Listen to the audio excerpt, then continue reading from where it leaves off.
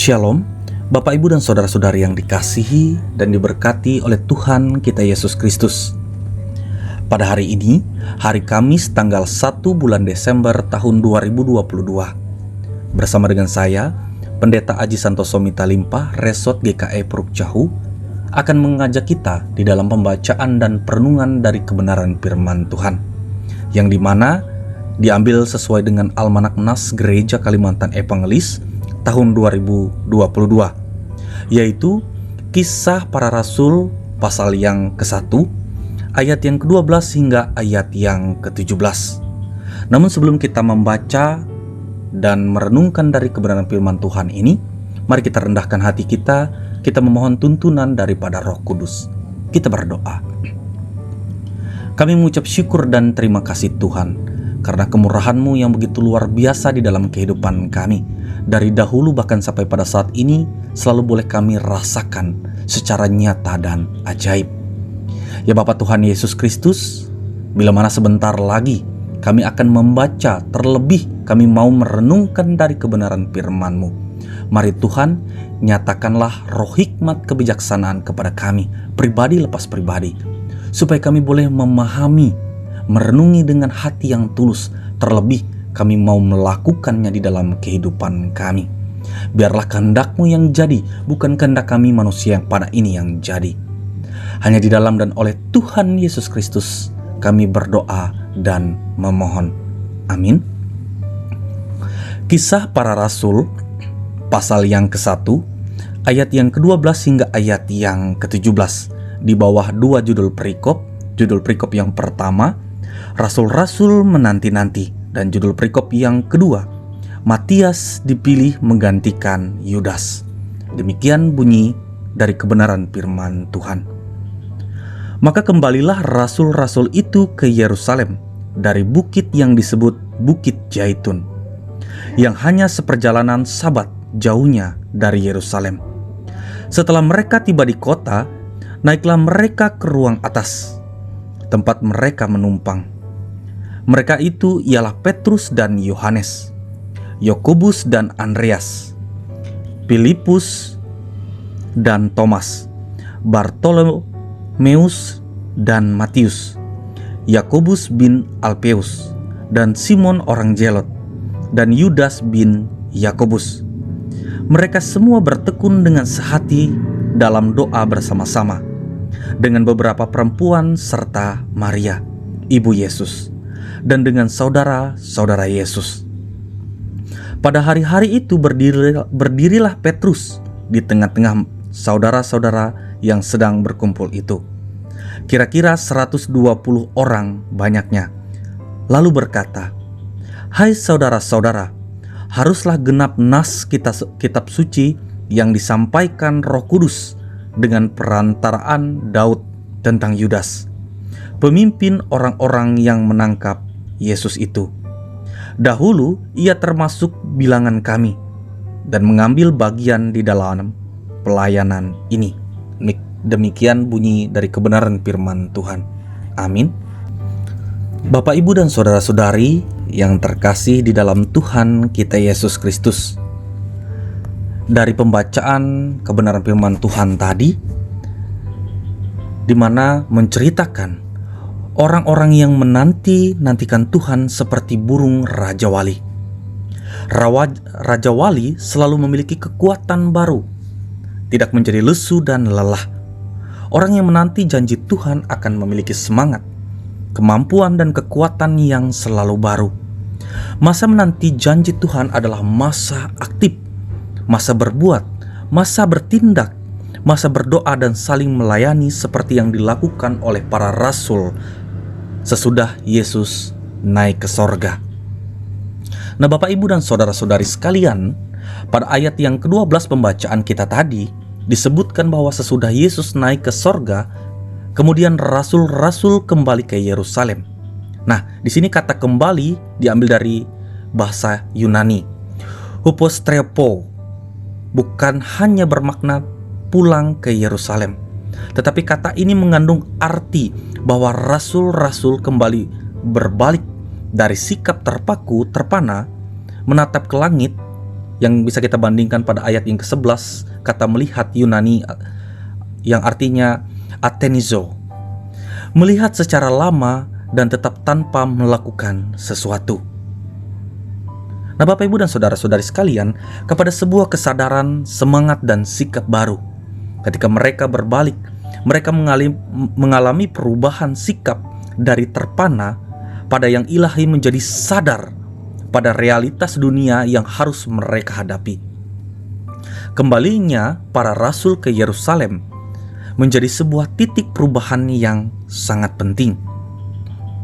Para murid mengalami proses perubahan saat kematian Yesus. Mereka putus asa, takut, dan tercerai-berai. Nah, ketika kenaikan Yesus ke sorga, mereka terpaku menatap ke langit.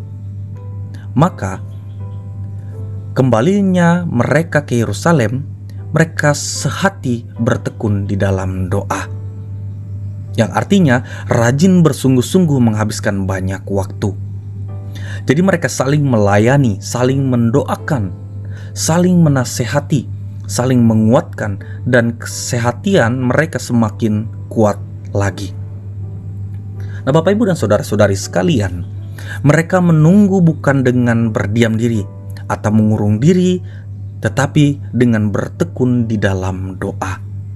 Persekutuan terwujud dalam doa bersama. Murid beroleh kekuatan baru di dalam persekutuan itu, yang dimana di dalam ketekunan dan di dalam doa yang tulus. Bapak, Ibu, dan saudara-saudari sekalian, beberapa pelajaran bagi kita selaku orang percaya di masa kini ialah, yang pertama, gereja Tuhan mesti sehati. Nah, kita harus jujur mengakui bahwa kesehatian telah semakin luntur dan pudar di dalam keluarga Kristen, bahkan di dalam gereja itu sendiri. Banyak rumah tangga Kristen yang hancur karena suami istri tidak lagi sehati. Gereja-gereja bermunculan karena ada perpecahan. Kita duduk bersama, kita melayani bersama, tapi tidak sehati. Nah, Bapak, Ibu, dan saudara-saudari sekalian, firman Tuhan memberikan pelajaran yang keras dan tegas bagi kita, bahwa dalam banyak hal kita memang berbeda. Keinginan kita berbeda, pendapat kita juga berbeda, tetapi Kristus mengkehendaki kita menjadi satu. Kita bersekutu bersama adalah untuk mencari dan mendapatkan kekuatan dari Tuhan, bukan sebaliknya menjadikan gereja sebagai tempat menunjukkan kekuatan kita. Nah, kecenderungan untuk menonjolkan diri yang sangat dapat menjadi racun di dalam gereja, sehingga gereja tidak lagi menjadi sehati. Yang kedua, gereja Tuhan mesti bertekun dalam doa. Nah, seperti kebenaran firman Tuhan yang telah kita bacakan tadi, yang dimana para rasul-rasul mereka bertekun di dalam doa. Nah, bertekun dalam doa adalah respon iman sebagai wujud ketaatan kita pada Kristus. Doa adalah napas kehidupan. Bertekun dalam doa harus menjadi gaya hidup orang-orang beriman. Sesudah para murid menerima Roh Kudus, ketekunan dalam doa menjadi gaya hidup mereka. Gereja mesti bertekun dalam doa. Bertekun dalam doa berarti memberi tempat terpenting bagi doa dalam hidup secara pribadi, keluarga, dan kehidupan di dalam berjemaat. Tetap berdoa dan beriman dalam keadaan apapun yang kita alami. Bukan hanya berdoa, tetapi juga bekerja dengan tekun dan setia. Nah, Bapak, Ibu, dan saudara-saudari sekalian, binatang tercepat di bumi ini menurut para ilmuwan adalah macan tutul Afrika. Kecepatan berlari mencapai 70 mil per jam. Namun ada satu kelemahan pada binatang ini. Dia memiliki jantung yang kecil, sehingga cepat lelah. Jadi, jika ia tidak cepat menangkap mangsanya, ia tidak dapat bertahan. Nah, Bapak, Ibu, dan saudara-saudari sekalian, ada banyak orang Kristen memiliki hati seperti macan tutul Afrika ini dalam soal berdoa. Berdoa dengan meledak-ledak tetapi tidak bertekun. tidak bersabar menaati dan menanti janji Tuhan. Tuhan tidak mengharapkan umatnya memiliki hati macan tutul, namun Tuhan mengharapkan kita memiliki hati seperti burung Raja Wali. Doa adalah kekuatan bagi gereja. Gereja pada masa kini tidak beda jauh dengan persekutuan jemaat mula-mula ini. Gereja adalah kelompok minoritas di beberapa tempat. Gereja mengalami ancaman dan penganiayaan, namun kunci kekuatan bahkan kemenangan gereja terletak pada sikap yang bersandar penuh kepada Allah. Kekuatan gereja di dalam Allah bersumber dari doa. Nah, oleh karena itu, dalam masa-masa menjelang peringatan Pentakosta, marilah kita meneladani para murid dengan bertekun dan bersekutu di dalam doa. Dan hal yang ketiga yang bisa kita pelajari dan renungin dari kebenaran firman Tuhan yang telah kita bacakan tadi, yang dimana gereja aktif untuk bersaksi, bersekutu, dan melayani. Gereja sedang menantikan Kristus yang akan datang kembali pada kali yang kedua. Gereja harus semakin aktif, semakin giat bersekutu, bersaksi, dan melayani. Menanti memang bukan pekerjaan yang mudah dan enak. Malah kadang-kadang sangatlah menjadi hal yang sangat menyebalkan bagi kita. Menunggu adalah pekerjaan yang sangat membosankan. Nah, dalam masa penantian, para murid tidak menanti dengan bertopang dagu. Mereka semua bertekun dengan sehati dalam doa bersama. Dalam masa penantian kedatangan Kristus kembali, kita harus tetap memiliki semangat dan kekuatan yang tidak boleh habis atau pudar. Seperti sifat burung Raja Wali tadi yang suka hidup berkelompok, maka kita tetap kuat.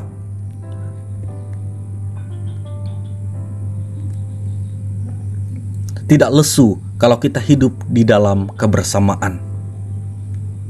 Begitu juga kita akan menjadi kuat apabila kita hidup di dalam persekutuan bersama. Kalau Raja Wali tetap berjuang walau angin kencang, maka orang yang menantikan Tuhan pun akan tetap maju berjuang walau angin badai persoalan menerpa kehidupan. Nah, Bapak Ibu dan saudara-saudari sekalian, kalau Raja Wali mampu terbang tinggi untuk melihat sasaran yang lebih luas, maka orang yang menantikan Tuhan akan selalu memiliki cakrawala, pandang, dan daya pikir yang luas.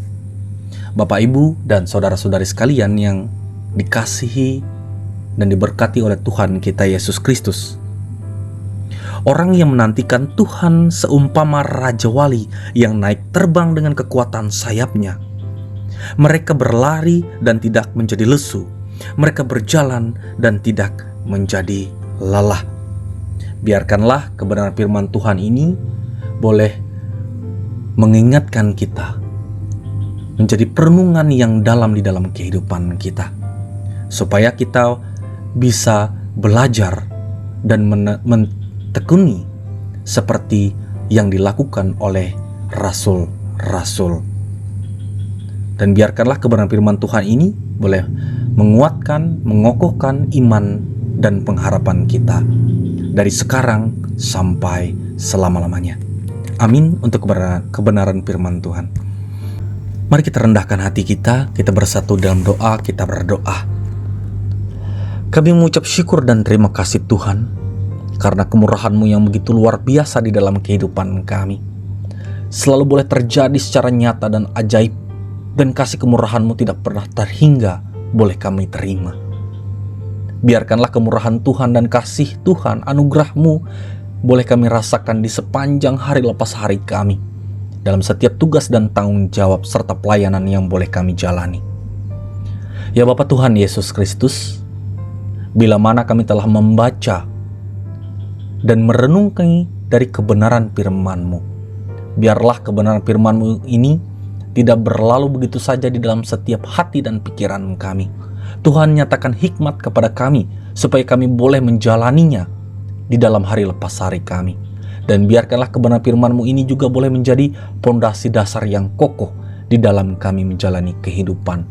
Entah itu dalam setiap kehidupan bergereja, berjemaat, kehidupan di dalam rumah tangga keluarga kami masing-masing, bahkan di dalam pribadi kami.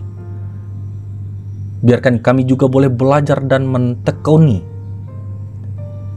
apa yang dilakukan oleh rasul-rasul terdahulu, yang dimana mereka dengan penuh ketekunan dalam persekutuan dan doa. Ya Bapa Tuhan Yesus Kristus, sebentar lagi kami ingin bersama-sama menaikkan harapan pinta dan doa kami. Dengan hati yang sangat tulus, kami ingin berdoa kepada bangsa dan negara kami. Tuhan boleh berkati, Tuhan boleh nyatakan kasih kemurahan Tuhan. Tuhan boleh topangkan tangan kepada negeri tercinta kami ini. Biarkanlah kami hidup di dalam keharmonisan, hidup di dalam kesejahteraan, kami boleh hidup di dalam kedamaian. Sehingga kemurahan Tuhan itu tidak terhingga kepada 1-2 orang saja, melainkan kepada seluruh ciptaan yang ada, terkhususnya negeri tercinta kami, Indonesia ini. Tuhan jauhkan daripada konflik, peperangan, bahkan bencana alam yang hendak mengganggu dan mencelakakan kami, melainkan kami tetap boleh terjaga di dalam perlindungan Tuhan yang kudus.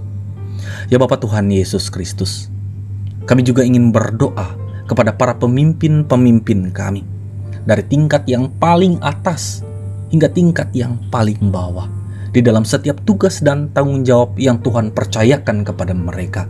Tuhan berkati, Tuhan nyatakan hikmat kepada mereka, supaya mereka boleh bekerja dan melakukan segala sesuatunya boleh datang di dalam hikmat yang Tuhan nyatakan di dalam pribadi, lepas pribadi. Ya Bapa Tuhan Yesus Kristus, kami juga ingin berdoa kepada gerejamu dimanapun berada, terkhususnya gereja Kalimantan Evangelis, di mana ya Bapa kami telah memasuki sukacita Natal, di mana di dalam setiap gereja-gereja, bahkan dalam setiap jemaat-jemaat hendak melaksanakan sukacita Natal ini. Biarkanlah Tuhan berkati setiap proses yang ada di dalamnya.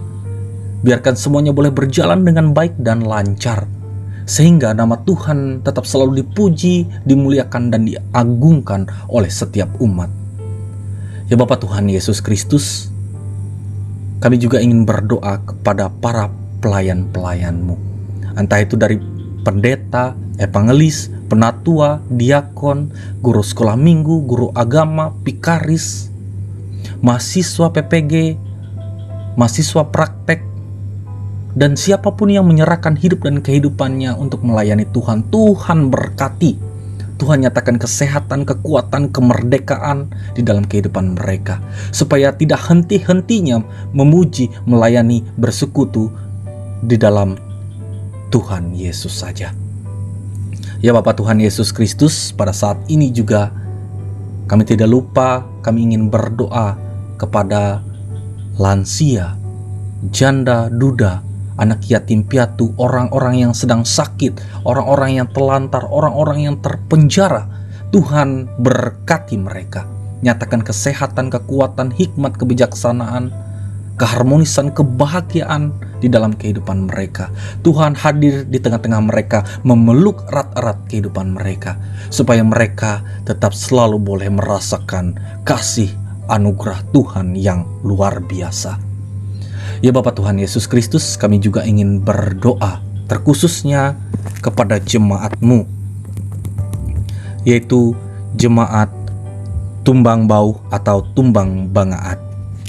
Biarlah Tuhan juga boleh memberkati jemaat-Mu ini di dalam setiap visi dan misinya, di dalam setiap pelayanan yang ada di dalamnya. Biarkanlah pelayanan semuanya boleh berkenan di hadapan Tuhan.